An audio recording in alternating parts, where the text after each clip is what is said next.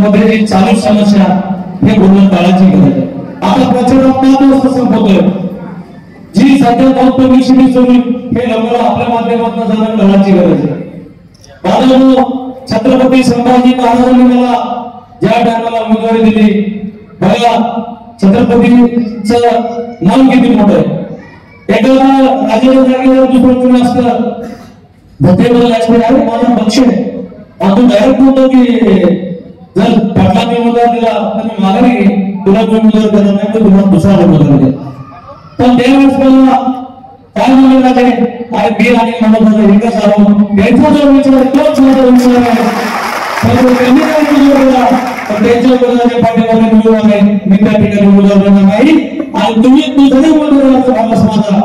आपण त्यांना सपोर्ट करू तुला उमेदवार दिली तरी मी अपक्ष यांच्याकडनं पाटलाकडनं तुम्ही तुला साथ देईल किंवा दुसरा जर उमेदवार दिला तर आपली उमेदवारी आपण बदल घेऊ आणि या ठिकाणी छत्रपतीला मानणाऱ्या विचाराचा आपण आमदार करूया यावेळेस अशी त्यांची भावना होती म्हणून त्यामुळे पत्रकार परिषदेतून त्यावेळेस आपल्याला खुलासा केला होता.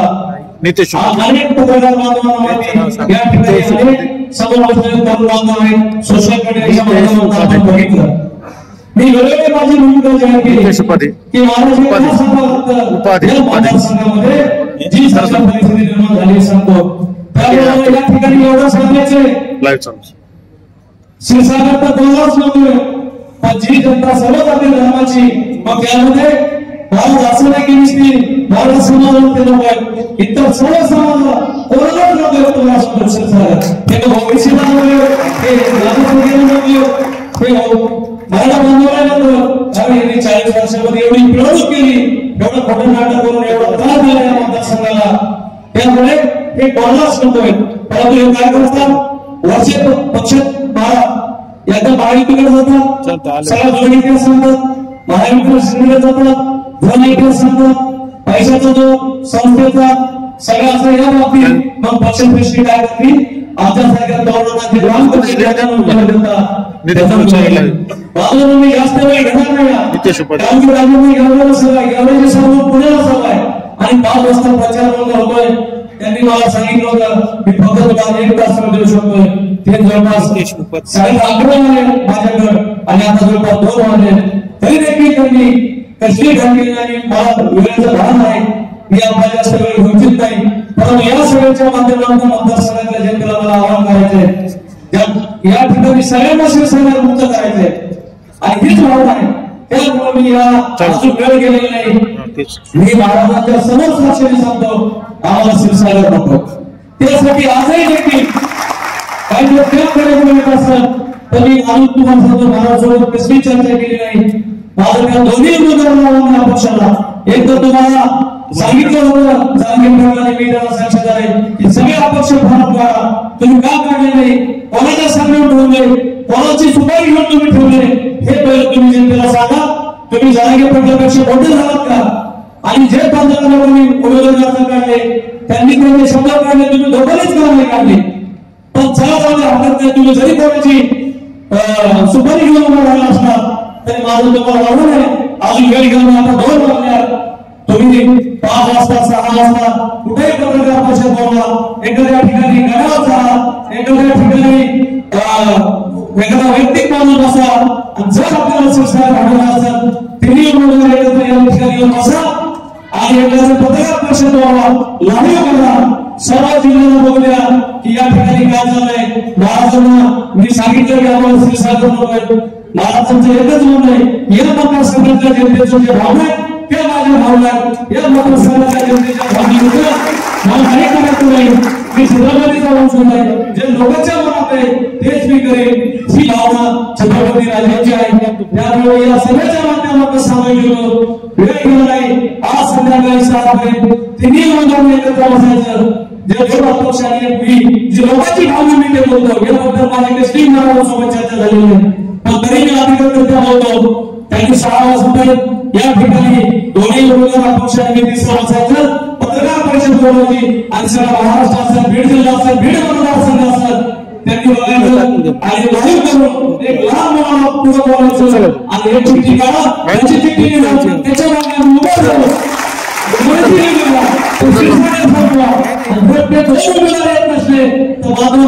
त्यांना हाताळा करा, त्यांना कुठलेही मतदान करू नका. हे कोणीतरी सुपारी घेतल्याशिवाय आम्ही कोणती सुपारी नाही घेतली म्हणजे स्टेजवर सांगतो. आम्हाला आमचे मालक नाही त्यामुळे जर तुम्हाला जनतेची भावना वगैरे असेल तर तुम्ही या समाजाला वापरून जाऊ नका, जनतेला वापरून जाऊ नका. आणि माझ्या या बीड मतदारसंघातल्या मतदारांना आव्हान आहे की या ठिकाणी जर एक दोन उमेदवार त्या गोष्टीला तयार झाले नाही तर त्यांना कुठल्याही मतदारांमध्ये निवडून होऊ नका. आणि छत्रपती संभाजी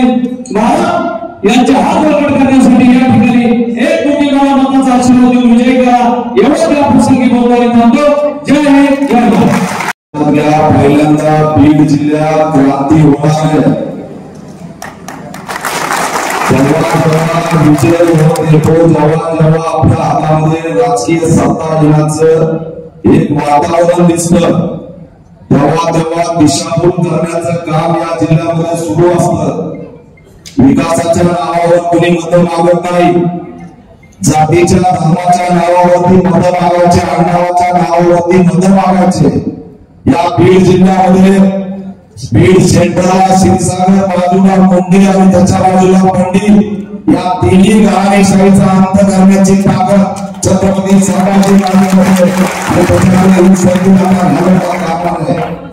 रात्र महिन्याचे मित्रांनो जागेला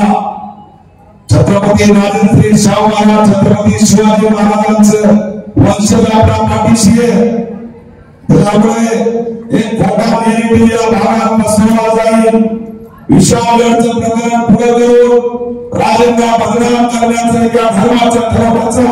प्रयत्न केला जाईल. पण आमचे राजे बहुजनांचे आपल्या जातीचे राजे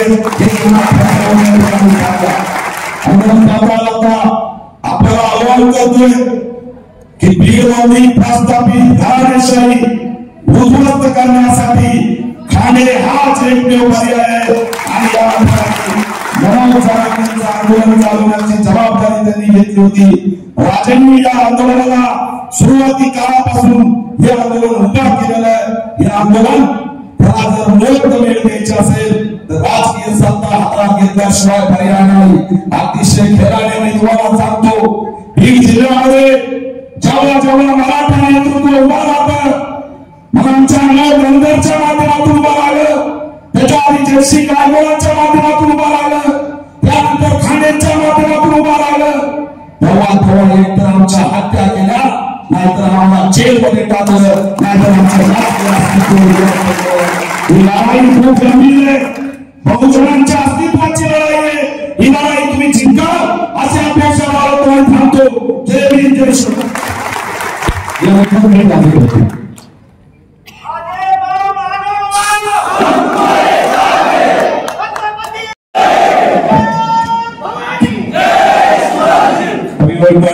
महाशक्तीच्या वतीनं स्वराज्य पक्षाचे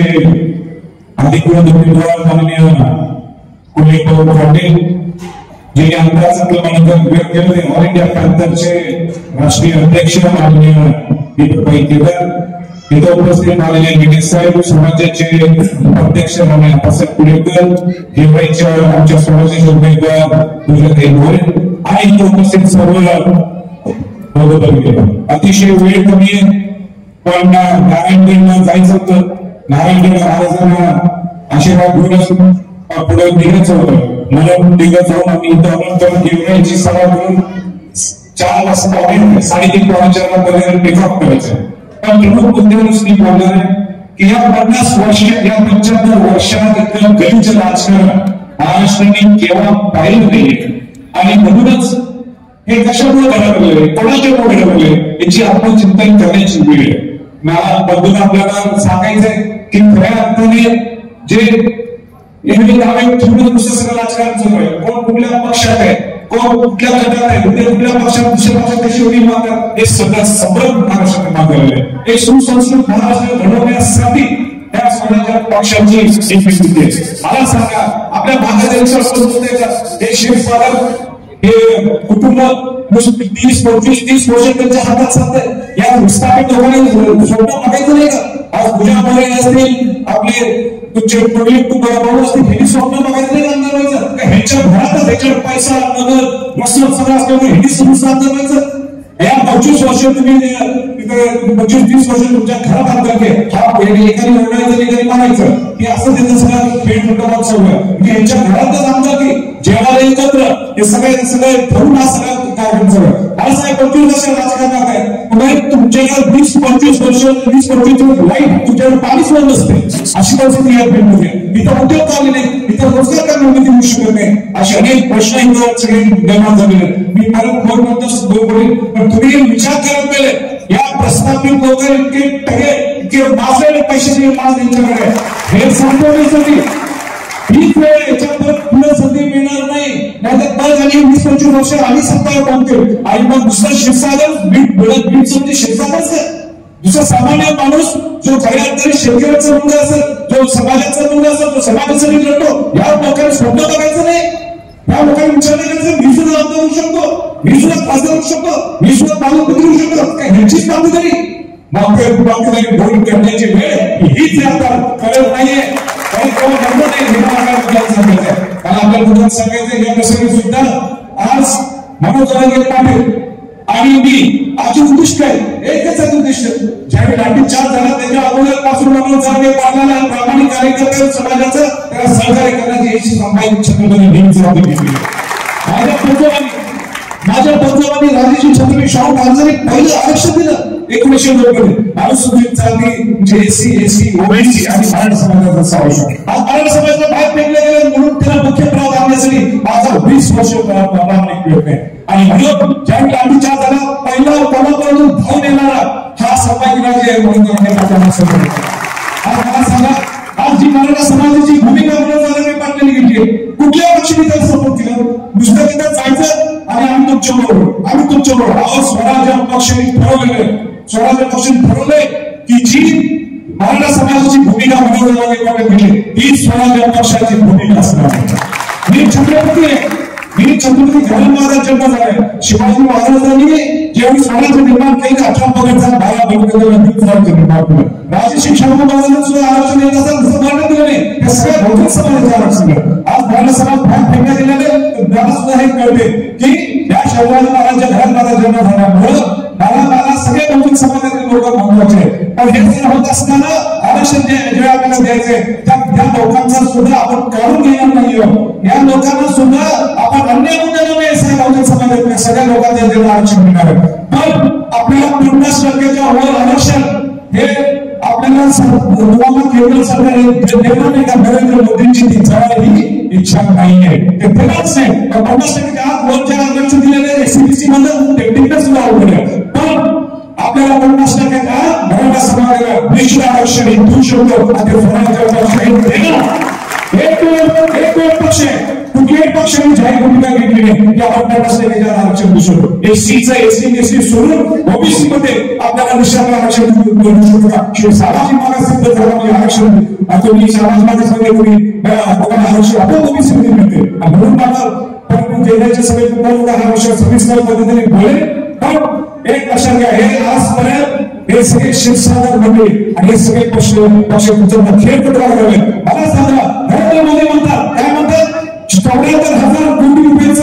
सिंचन धोरण कोणी केलंय हे अजित पवार कंपनी केले आणि अजित पवार कंपनी आयुष्यभर शिवाजी महाराज सावरकर आंबेडकरचा विचार पुरोगामीचा होत असताना तुम्ही एका आठवड्यात भाईमुखी चला म्हणजे तुमच्या सोयीनुसार सगळं राजकारण करा आता ह्याच्या पुढे हे सोयीनुसारचं राजकारण होईल चालले आणि प्रस्थापिताचे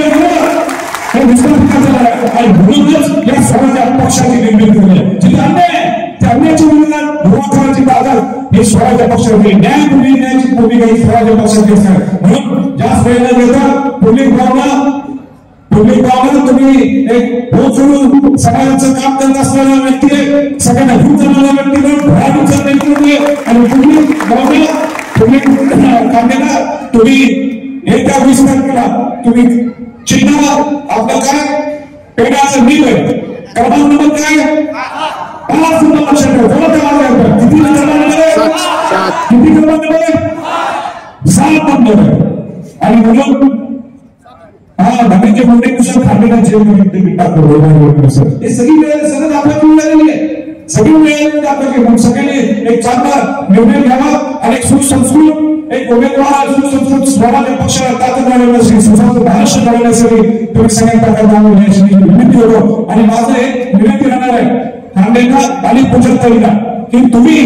ज्यावेळी आमदार होशील ज्यावेळी आमदार होणार पहिला रस्ता तुम्ही बीट ते नारायणदेव करा. सगळ्यांचं दैवचं ठिकाण आहे आणि त्या रस्ता मला त्रास झाला भक्तांना किती त्रास होतो. तो शब्द तुम्ही डोळ्याने मला द्यायचा आणि जय महाराष्ट्र जय